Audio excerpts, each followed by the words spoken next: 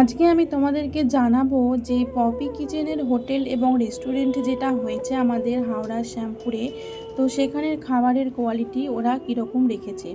তো আমরা সবাই মিলে গিয়েছিলাম পপি কিচেনে, তো সন্ধ্যের জন্য এন্টারটেনমেন্ট করতে বা সন্ধ্যের সময় কিছু টাইম কাটাতে। তারপরে ওখানে গিয়ে আমরা সবাই মিলে কিছু কিছু খাবার অর্ডার দিয়েছিলাম, যেগুলো খেয়ে তোমাদেরকে জানাবো যে কীরকম হয়েছে।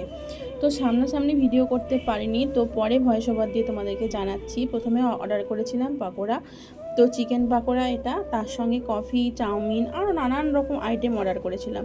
তো পাকোড়াটা খাচ্ছি, তো বন্ধুরা বললে বিশ্বাস করবে না, সত্যিই অন্যান্য রেস্টুরেন্টের থেকে অনেকটা সুন্দর খেতে, ভীষণ মুচমুচে এবং ভীষণ ক্রিস্পি এবং ভীষণ একটা সুস্বাদু।